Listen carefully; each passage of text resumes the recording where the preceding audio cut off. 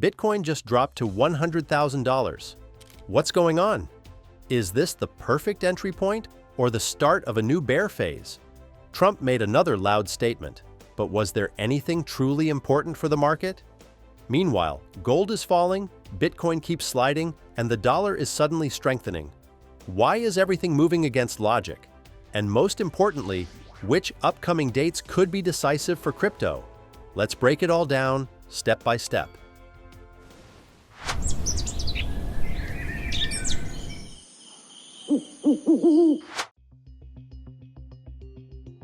Before we start, this is not financial advice.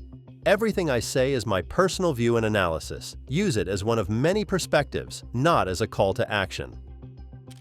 During his speech in Miami, Trump announced an expansion of his economic program.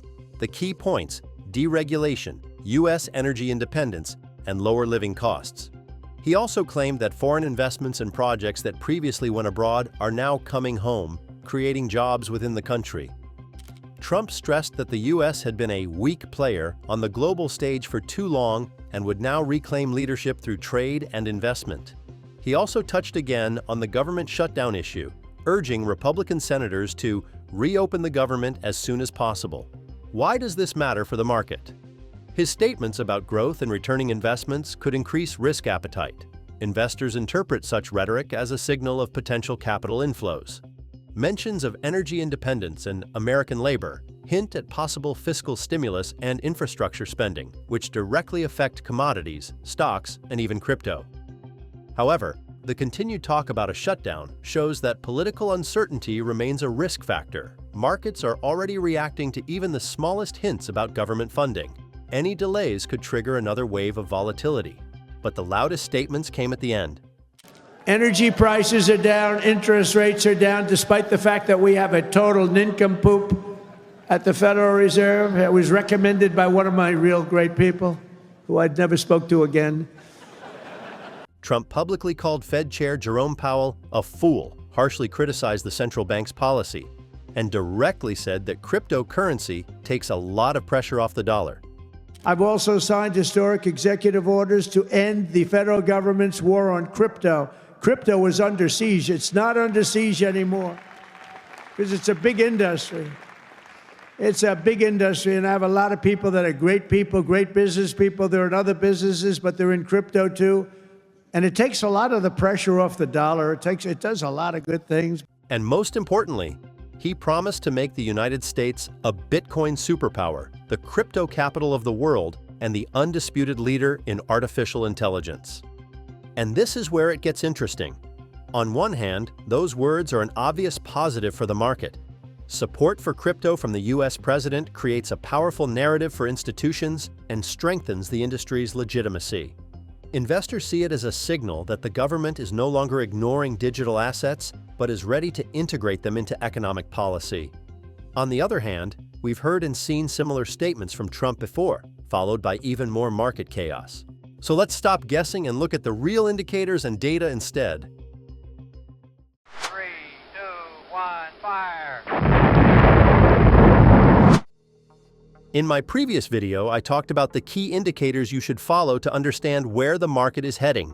Back then, I emphasized a stronger dollar almost always means a drop in Bitcoin's price, and that's exactly what we've seen in practice. The dollar index climbed to levels not seen in over 160 days, while Bitcoin fell more than 7% during the same period. Moments like these only seem sudden to those who don't watch the main macro indicators. So if you don't want to miss these kinds of signals anymore, and then wonder why the market suddenly crashes again, make sure to subscribe to the channel to stay informed about every major market move and understand what truly drives the numbers. Now, let's take a look at the other indicators I mentioned back then and see what they're showing us right now. And make sure to watch until the end. I'll also share a new indicator and some insights about Bitcoin's future. It's really important to track how actively Bitcoin ETFs are being bought or sold, because that's a direct measure of institutional interest in the market. The last time we checked, the situation was moderate, nothing unusual, even with the broader market panic. But now things are heating up. Just on Tuesday alone, there was an outflow of $560 million, which is quite significant. Is that bad? Let's put it this way. It's not a positive signal, and it mostly reflects growing fear across the market. Speaking of fear, the Fear and Greed Index dropped to 20 points, a historically important level. Historically, this has been a decent accumulation zone. We saw the same back in April this year when Bitcoin went from around $78,000 to new highs. It's important to remember that this isn't a call to action. It's simply an indicator showing the market's current sentiment. Your job is not to ignore it. But there's another indicator that helps reveal who's actually selling and who's buying right now. It's called CVD, Cumulative Volume Delta. It shows which side of the market is more aggressive, buyers or sellers. And trust me, once you learn how to read this signal, your entire view of the chart will change. You'll find a full breakdown of this indicator, examples, and my observations in my Telegram channel. The link is in the video description. And now I want to circle back to Trump, more precisely to his speech that took place 9 days ago. Let's take a look. I think you're going to see $2 gasoline pretty soon. And that's like bigger than a tax cut. That's the equivalent of something bigger than a tax cut. He promised that gasoline prices in the U.S. would drop back to $2 per gallon, calling it a target for energy independence. And that's where things get interesting. To reach $2 per gallon, about 53 cents per liter, oil prices would have to fall to around $55 to $60 per barrel or lower. That means only one thing. The new administration is ready to lift regulations, reopen drilling sites, ease ESG restrictions, and kick off a second wave of shale expansion. In other words, Trump just gave the market a signal. We're ramping up domestic oil production to the max again. We've seen similar scenarios back in 2016 and 2017, and later in 2020, when oil prices were falling and rising again. However, there wasn't a direct correlation with crypto. When oil gets cheaper, the entire economy feels it. Fuel, logistics, and production costs decline, which eases inflationary pressure. Lower energy costs mean more breathing room for both businesses and consumers. For the Federal Reserve, that becomes a signal. There's no need to raise interest rates, and in the long run, it might even be time to start lowering them. And that's a completely different story. Lower rates mean liquidity inflows.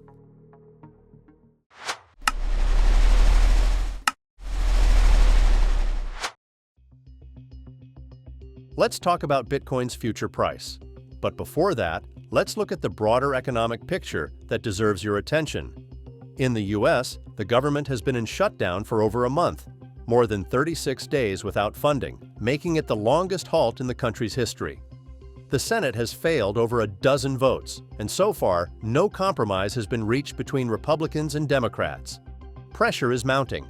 Federal employees remain unpaid, social programs are frozen, and economic losses are already estimated between $7 and $14 billion. The market will likely get a short-term, technical compromise, but uncertainty remains high. Amid this backdrop, there's been one positive development. The U.S. and China have agreed on a temporary easing of trade restrictions and tariffs for 1 year. This offers short-term relief for global markets and supports risk appetite. If the shutdown ends and the deal takes effect, the crypto market could get a fresh boost for growth. But as long as political tensions in the U.S. persist, any positive sentiment can quickly be neutralized by uncertainty. So, taking all these factors, plus the indicators we've already discussed, let's look at the Bitcoin chart. Bitcoin has dropped below the 200-day moving average, approximately $109,000, a level many analysts consider a key marker of the midterm trend.